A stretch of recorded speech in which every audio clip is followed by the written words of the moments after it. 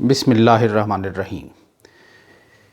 اسرائیل کی دہشت گردی عروج پر ہے اور 1000 سے زائد فلسطینی شہید ہو چکے ہیں، جن میں 4000 سے زیادہ بچے بھی شامل ہیں۔ غزہ کا مکمل محاصرہ ہے، 23 لاکھ افراد کو پانی، کھانے اور ایندھن کی فراہمی معطل ہے، جبکہ مواصلاتی نظام منقطع ہے۔ اموات کی تعداد میں مسلسل اضافہ ہو رہا ہے اور گھر اور انفراسٹرکچر کی تباہی مزید بڑھتی جا رہی ہے۔ عالمی برادری کو اس جاری انسانی بحران سے نمٹنے کے لیے فوری قدم اٹھانا چاہیے تھے، لیکن ابھی صرف باتیں ہو رہی ہیں۔ عالمی برادری کو تو چھوڑیں، OIC جو اسلامی ملکوں کی ایک تنظیم ہے، اس کا ایک اجلاس بھی سعودی عرب میں ہوا، لیکن بہت دلچسپ ویڈیو کلپ ایک چل رہا ہے کہ جس میں OIC کے میزبان سعودی وزیر خارجہ اجلاس کے دوران 20 منٹ کے وقفے کا اعلان کرتے ہیں اور کہتے ہیں کہ یہ وقفہ کھانے اور پینے کے لیے ہو رہا ہے۔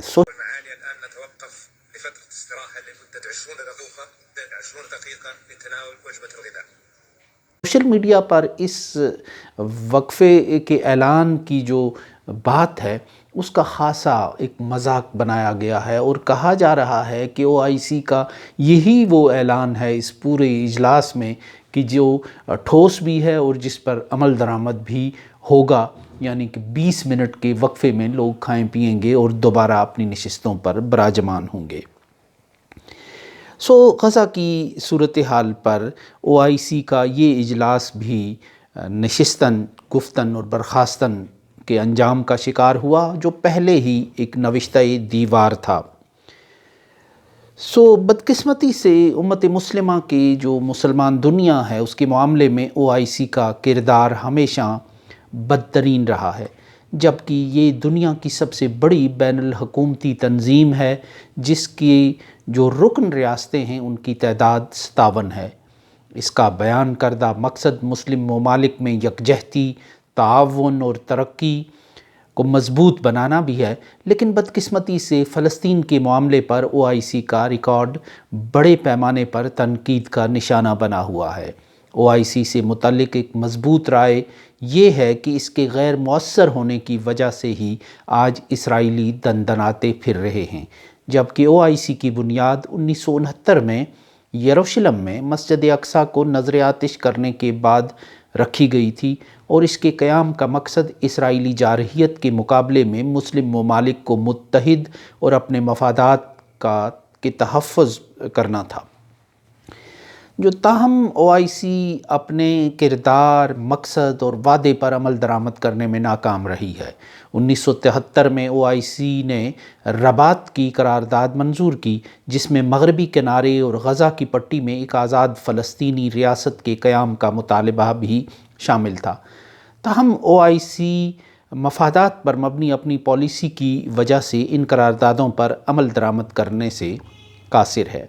OIC نے مسئلہ فلسطین پر متعدد سربراہ اجلاس اور کانفرنسیں منعقد کی ہیں، لیکن اکثر ان کا نتیجہ بیانات کے سوا کچھ نہیں نکلا۔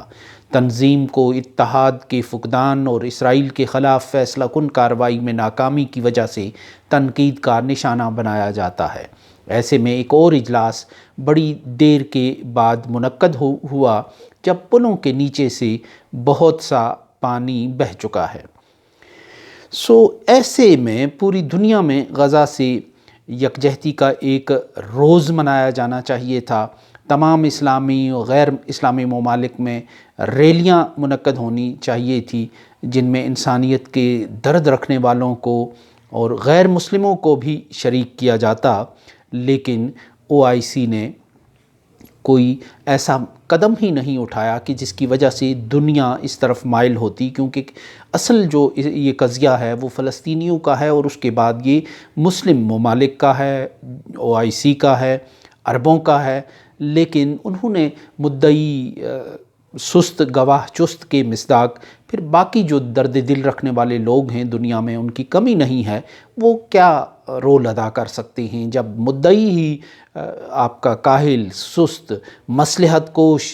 اور حالات کا مارا ہوا ہو اور اس کے اندر وہ سپارک ہی موجود نہ ہو اپنی دنیا آپ پیدا کرنے کا، اپنے مسائل کے حل کا، اپنے حق کے لیے لڑنے کا، جب یہ راکھ کا ڈھیر بن گیا ہے، مسلمان نہیں بجھی عشق کی آگ اندھیر ہے، مسلمان نہیں راکھ کا ڈھیر ہے، یہ علامہ اقبال نے بہت پہلے کہا تھا، اور آج OIC جو 57 ملکوں کی تنظیم ہے وہ راکھ کا ایک ڈھیر ہے، اس کے اندر کوئی چنگاری نظر نہیں آ رہی، اور آج جو قبلہ اول کی حالت زار ہے اس سے بھی کوئی تحریک اور تحرک پیدا نہیں ہو رہی اس تنظیم میں۔ یوں لگتا ہے کہ OIC اپنا جو رول ہے وہ ادا کرنے میں ناکام ہو رہی ہے، اور بڑے ممالک جو تگڑے ممالک اس کے رکن تھے ان کے اندر بھی فقط ایک بھڑک بازی کا ایک مقابلہ 2-4 ملکوں کے اندر چل رہا ہے، اور پاکستان جو 2-3 برس پہلے ایک کینوس کے اندر، دنیا کے کینوس کے اندر، دنیا کے نقشے کے اندر ایک بہت